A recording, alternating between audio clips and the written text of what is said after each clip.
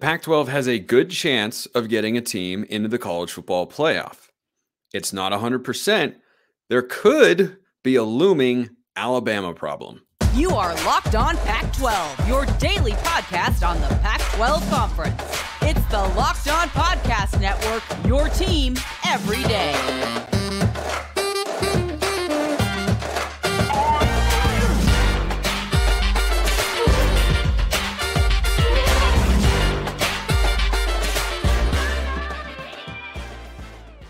Welcome, everybody, to another episode of Locked On Pac-12. I'm your host, Spencer McLaughlin. Thank you so much for making this your first listen or your first view of the day. Part of the Locked On Podcast Network, your team every day, and your number one source to stay up to date with our media rights free and soon to be team free, but until then, beloved and loaded Conference of Champions. Like, comment, subscribe, rate, and review. Please and thank you wherever you listen to or watch the show, which today is brought to you by LinkedIn. These days, every new potential hire can feel like a high-stakes wager for your small business.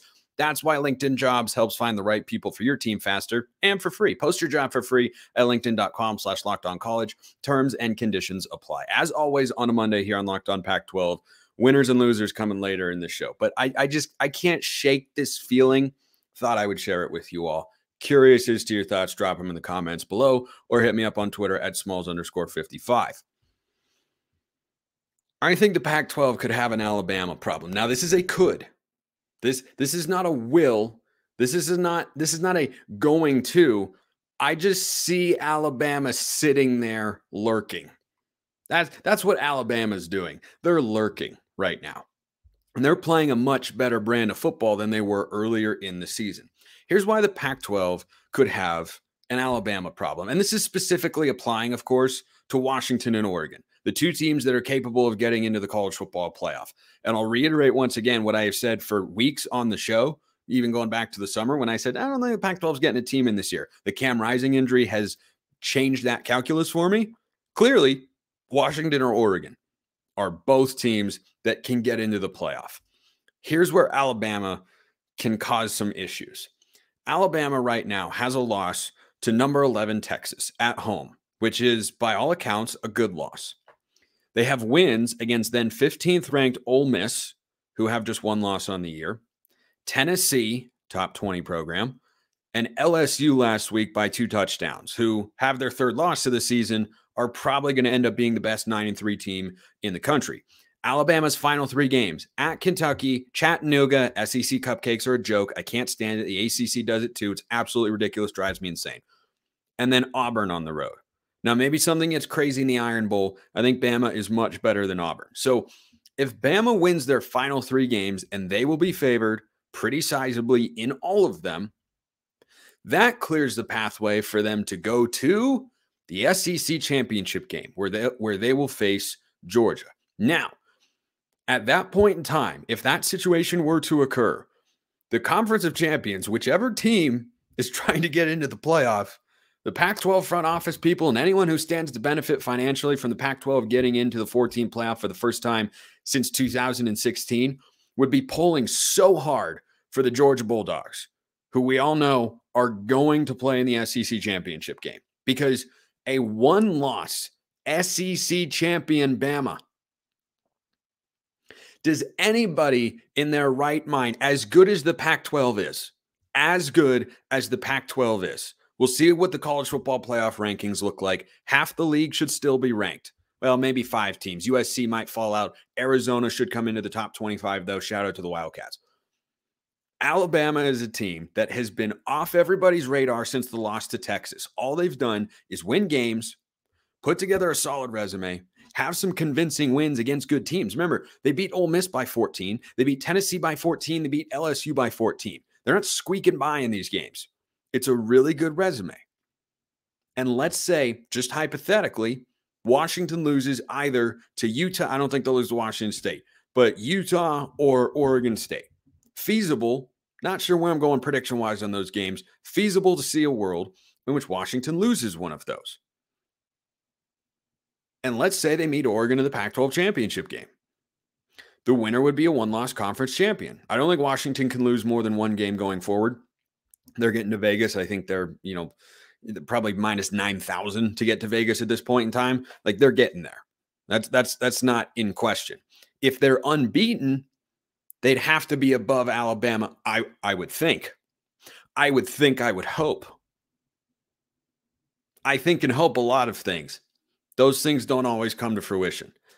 And I'm staring down the barrel here as you look at this 4-team playoff. This is going to be one heck of a final month of the regular season, including the conference championship games.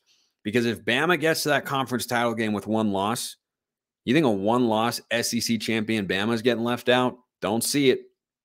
Georgia's schedule is really weak. You think that's going to matter? You think that's going to matter? You could argue it should. A 12-1 non-SEC champion Georgia, you can make an argument that is actually a much weaker schedule than the one that Alabama would have compiled in that hypothetical. Do any of us think that a 12-1 Georgia team would get left out of the playoff? Maybe. Maybe. I'm just saying. It's crowded, and it's something that I've kept my eye on. Maybe I'm just being pessimistic because as Pac-12 fans, that's kind of our MO is things aren't going to go our way. We won't be able to get into the playoff, won't have a chance for the national championship, won't get to the Final Four, won't, all this sort of stuff. Maybe it's just an ingrained mindset that I've got. But I'm looking at Alabama going, there are a lot of teams that can make the college football playoff right now, a lot. And Alabama being one of them is a scary proposition. How often have we seen two SEC teams get in? Alabama and Georgia have made it together on multiple occasions. And one of them wins the SEC and the other one doesn't and only has one loss. There's a world. There is a world. And remember, in the first college football playoff rankings, Washington was put at number 5.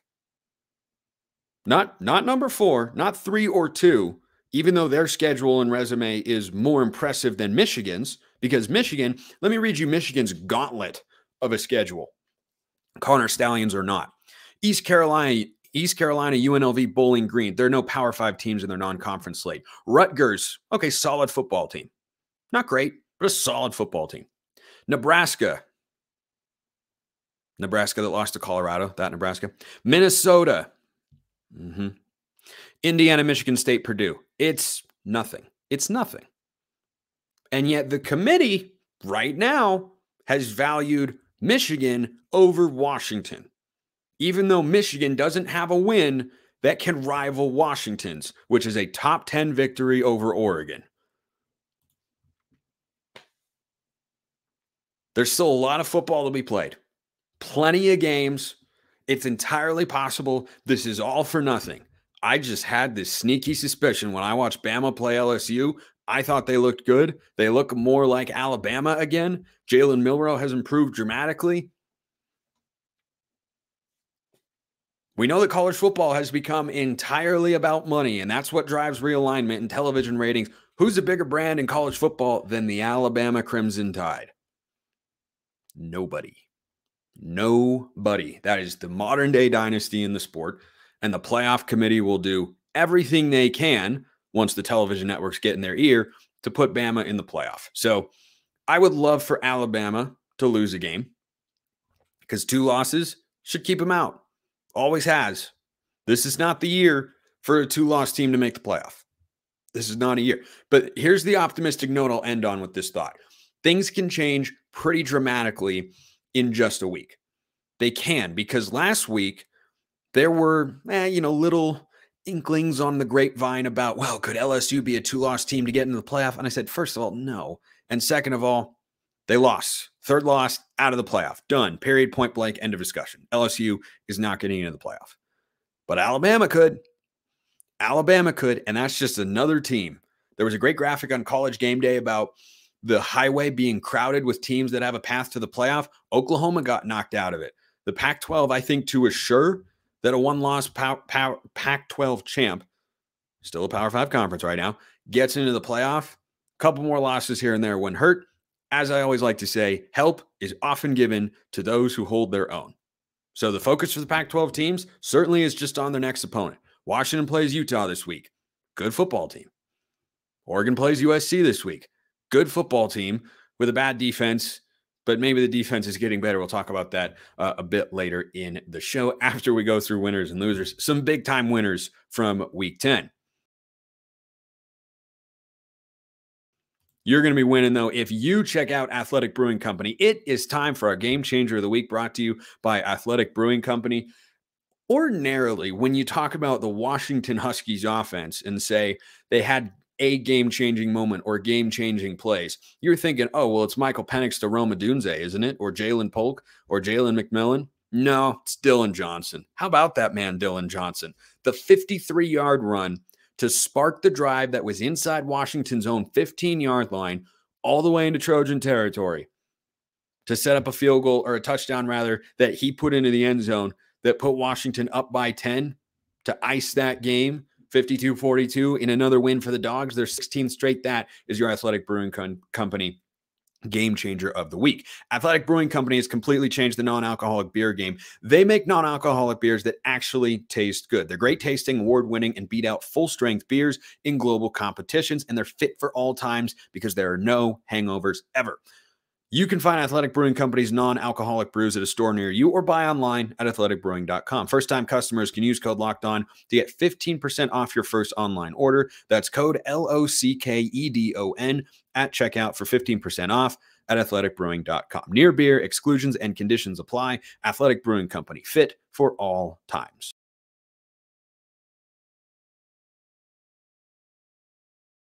All right, my favorite thing to do on a Monday. Winners and losers. My assessment of how I believe each fan base should be feeling given their team's prior week performance. So let's go through it in week 10. 5 categories here: winner, lean win, no vibe, lean lose, and outright loser. There are 3 outright winners this week. The obvious one, of course, it's Washington. 9-0, and they just keep winning football games. That's all they do. Shootouts, slugfests, using the ground game, using the air attack. Kalen DeBoer just wins football games in his career now as a head coach, 28-1 in the month of November. That is, I asked some higher ups at ESPN Data and Analytics. I'm kidding, I did not. It's very, very good. And Washington, on a day in which Michael Penix only needed to go for, I think it was 256, he threw an interception, and the Huskies put up 52 points. Got Alex Grinch fired. That was the straw that broke the camel's back. Trojan fans perhaps wished it had come sooner. More on that coming later in the show. So Washington, of course, an outright winner because they are solidifying their case as a college football playoff contender, and the path to the Pac-12 championship game is all but assured. They would have to lose 2 out of their final 3, which they're not going to do, and then you would even have to have some crazy tiebreaker scenarios since they have the head-to-head with USC. And yeah, anyway, Washington's going to be playing in Las Vegas. Just a question of whether or not they have 1 loss by then or no losses by then. Big win against USC on the road. I thought they'd get it done, and indeed they did. Stanford, a big winner from the weekend. Yeah, Stanford has surpassed their season win total, and they've got a good coach. There's no other way to see what Troy Taylor has done this year than say, okay, Stanford is outperforming expectations, fact check true. Once he builds up the roster with a couple of good recruiting classes, why can't they compete in the ACC? The ACC is not as good as the Pac-12. No way. No way that conference is as deep right now. Not close. And Stanford going there with Cal and SMU. Those are protected rivalries, by the way. And I like Troy Taylor. I like him a lot. I am sad, of course, for Washington State. I don't like it came at the Cougs' expense. But yeah, Stanford, every win is an outright win in the Monday winners and losers segments here on Locked On Pac-12, because I didn't think there would be very many. I thought there'd be 2 this year. There have already been 3. We still have a few weeks left in the season. They're going to lose this week to Oregon State, but a good year 1 so far for Troy Taylor. And then Arizona. Arizona better be in the top 25 in the college football playoff rankings on Tuesday. If they are not, I will do a live reaction podcast talking for 20 minutes about the insanity of Arizona not being there. But don't worry. They'll be in the top 25. And the Wildcats have accomplished a trio of things. Number 1, they won their 6th game of the year. Yeah, that makes them bowl eligible. Remember, when Jed Fish took over the program, it was, I believe, 8 consecutive losses. It wasn't good. It was not good. Dark times. Like Hagrid's telling Harry Potter about in the Sorcerer's Stone. Dark times, Harry. These were dark times. Well, Jed Fish has pulled them into the light. 3 straight ranked wins. First time they've ever done that. And they just keep gaining the respect of the college football community. Everything about this program is on the up and up. Noah Fafita is a young quarterback, by the way. Tetairoa McMillan is a young receiver and an absolute stud. As you look at the Big 12 next year, the Big 12 stinks. It is not good when you take out Texas and Oklahoma. Oklahoma State is a good program. I'll give you that. Everybody else, they go up and down. Look at Arizona right now, and look at what they could do this season. There's a 1% chance they get to the Pac-12 title game. It's not likely. But boy, is that a good football team. They played really, really well against a good UCLA team. But the defense played well. Offense did well enough. Arizona. So those are the 3 outright winners from the weekend. In the lean win department, the Pac-12 prime picks. Back-to-back winning weeks. Dare I say we're on a roll. I am a game under 500 on the season. But if we keep compiling the winning weeks, we're going to be in good shape. By the way, dear Colorado, can you please stop with the backdoor covers? That's 2 weeks in a row. Sincerely, me, Spencer McLaughlin, host of Locked On Pac-12. Thank you. So, Pac-12 prime picks go 3-2. Stanford plus 13.5. Zona plus 2.5. Washington minus 3. Hit all of those. Should have put Oregon in there. Oh, the weather was weird. I couldn't have been confident about that. And Oregon State had the 2-touchdown cover and then allowed one with less than 2 minutes to go. Brutal. But anyway, still 3-2. Speaking of Oregon State, they're in the lean win department this week. Here's why. Number one, their Pac-12 title hopes remain alive. They're not thriving, but they are alive. Might be on life support, but still alive. The Beavs picked up a road win, which has been, shall we say, a troublesome area for the Beavs, really over the last couple of seasons under Jonathan Smith. But their defense played very well against a bus offense that we know can score the football. I didn't think the offense had its best game. It was fine. I thought Oregon State across the board played fine, and they go and pick up a road win. That's a good thing to see. And Oregon State's going to come back at 7-2, beat Stanford at home, and set up an epic final 2 weeks of the regular season against Washington and Oregon. And Oregon State would like to be in a better position right now. Bees fans would argue they should be in a better position, especially seeing how Washington State has fallen since that big win. That was Washington State's last win. I'll get to the Cougs in a moment. But Oregon State, good solid win there. And then Utah. Look, I thought Utah would win the game. And Trenton Bourguet getting hurt had an impact, but Utah looks like Utah. And that's at least a good feeling. Now, it's not a big game. It's not a great Arizona State team. It's one that scraps and fights and plays hard, though. And Utah just obliterated them. 55-3. That's something you do to an FCS team. Not one that went toe-to-toe with Washington, your opponent this week, for the Utes fans out there listening or watching right now, 15-7 a couple weeks prior. Not one in Arizona State that has just been playing better football, plays hard. No, Utah reminded everybody, hey, we're still here, still a really good team. Still one Cam Rising injury in the Rose Bowl away from being in the Pac-12 title hunt right now. Their kind of drawback there with Bryson Barnes, a quarterback, has opened the door for Oregon and Washington to move into the college football playoff discussion, where I didn't think anyone could seriously be at this point in time. However, Utah is a good team, not a great team, not great with Bryson Barnes, but still a very good team. And they reminded everybody of that. 55-3. That was a thumping, absolute thumping. No vibe this week. 4 teams. Oregon. Though the vibes are good overall and the Ducks feel good about the way they're playing, it's Cal at home. Rain or shine, you should win that game by a lot. And they did. I thought they would cover, and they did. And Ty Thompson, the backup quarterback, got in at the end of the game. That's kind of what should happen against Cal. So when you do exactly what I expect in a low stage or a low stakes game like that, that's a no vibe. The vibes overall at Oregon are good, but that game in particular, yeah, okay. We'll take it. Or Oregon will take that. Cal, no vibe. Again, didn't think they had a chance there. They play Washington State this week. Somebody's going to get a win that feels very good for different reasons. Cal, to keep themselves alive for bowl eligibility. Washington State, to get off a 5-game losing skid. Tough times in Pullman at the moment. Arizona State, injuries, Utah, wouldn't sweat it. No vibe. And then Colorado. Lost to a better team. Yeah, it was at home. Sure, you had a chance to win, kind of, but Oregon State was in control of the game, realistically. And Colorado made a little bit of a late surge.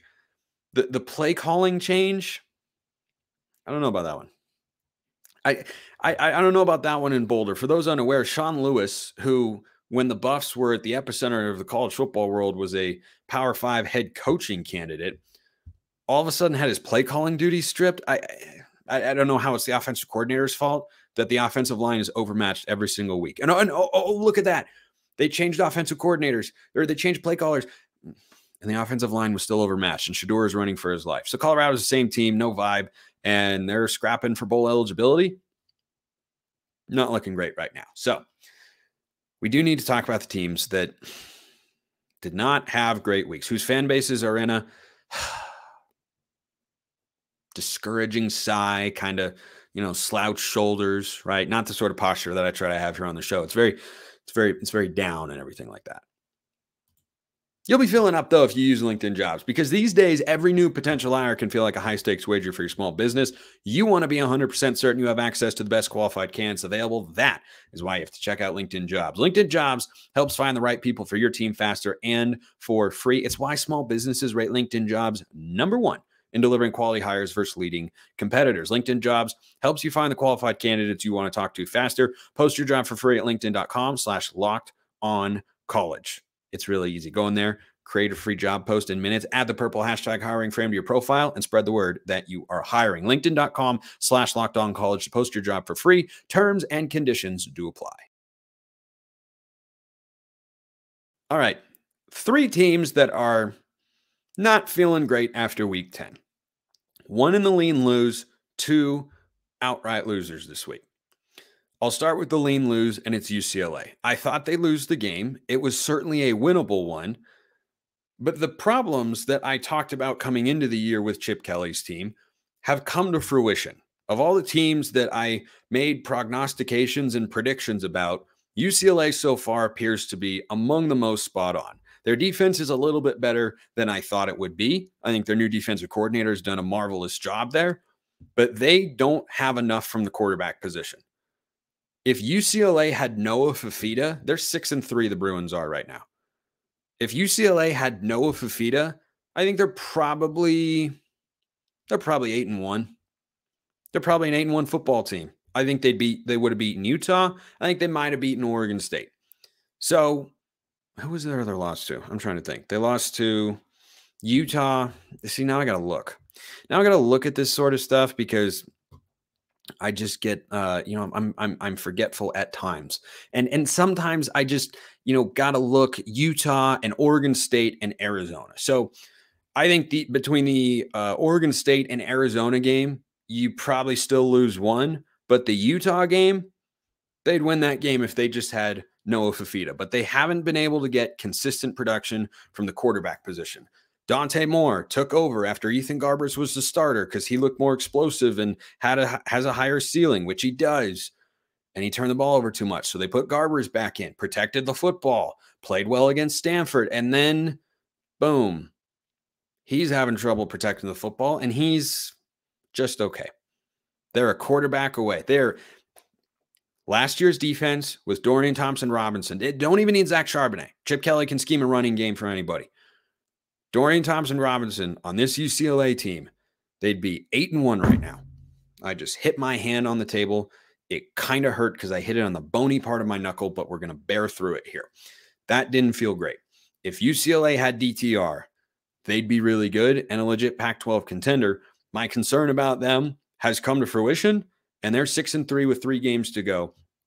They still have USC on the schedule. They've got Cal on the schedule, and they've got Arizona State this week. They'll be fine against the Sun Devils, I think. Between Cal and USC, I think they probably lose one of those games and end 8-4, which is a solid year. There's nothing wrong with that.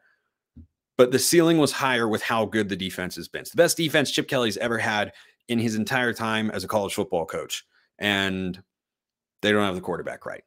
Just the timing just hasn't lined up for him. And they could have won that game. They're going to be out of the top 25, can probably get back in it. If they beat Arizona State this week, I could see that, but they're probably going to end the year 8-4, which is around where I thought they would be. So they're a lean lose after falling to Arizona. The 2 outright losers of the week. We'll start with USC. Oh, no. We'll start with Washington State, end with USC. I've never seen anything like this. Cam Ward is healthy. Ron Stone Jr. and Brandon Jackson are still playing. Like, there hasn't been a major injury.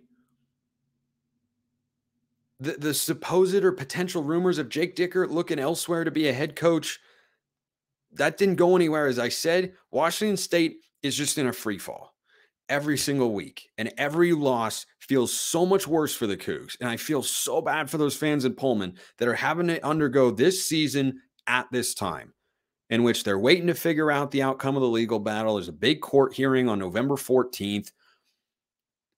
But when you're staring down the barrel of conference relegation, every loss feels worse, and that sucks.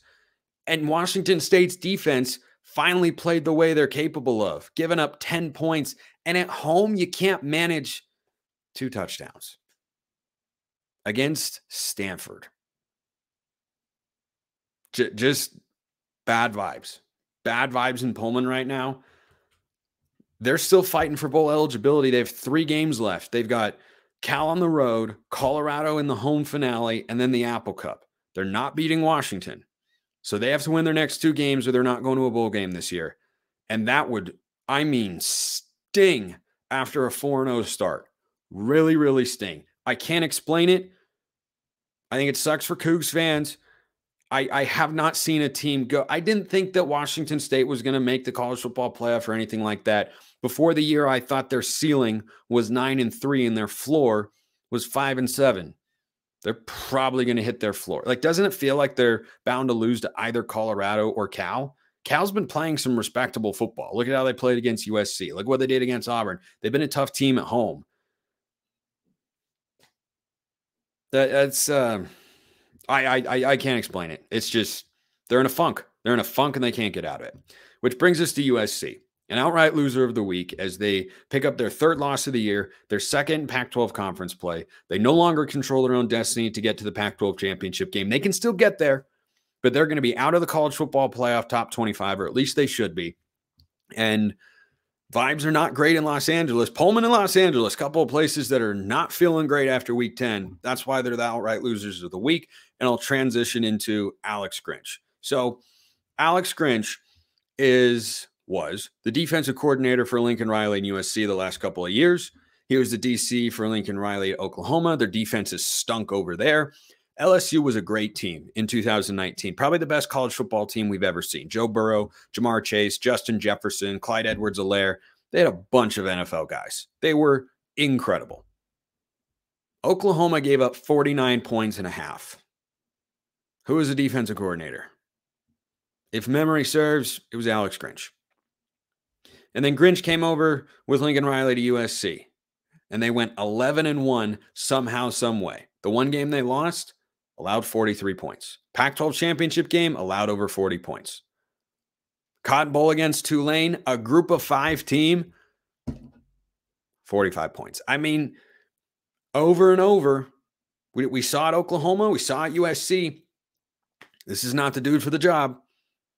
Everybody could see it except Lincoln Riley, and Washington was the final straw. 52 points on your home field. And Washington wasn't even doing what they do best. The Huskies are prolific throwing the football.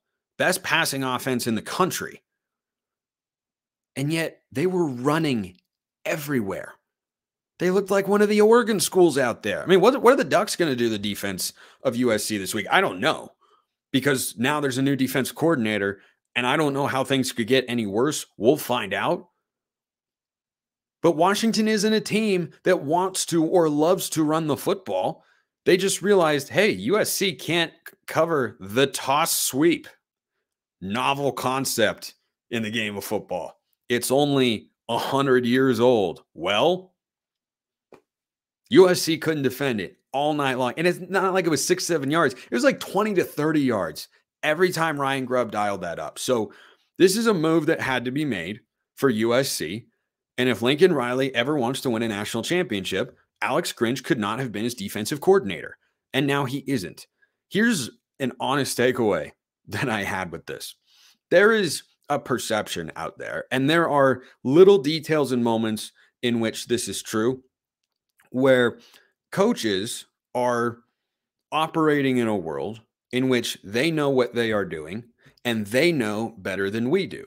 Now, when it comes to play calling, that is true.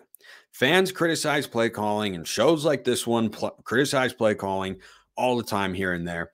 Could we ever give the sort of deep dive on any given play call that an offensive coordinator or defensive coordinator makes? No, we cannot. And I think sometimes coaches get the perception of, if you're not in here, if you're not in the game, you don't know. Because Lincoln Riley came to the podium time and time again and said, I have confidence in Alex Grinch, confidence in Alex Grinch. Alex Grinch is this, that, and the other thing.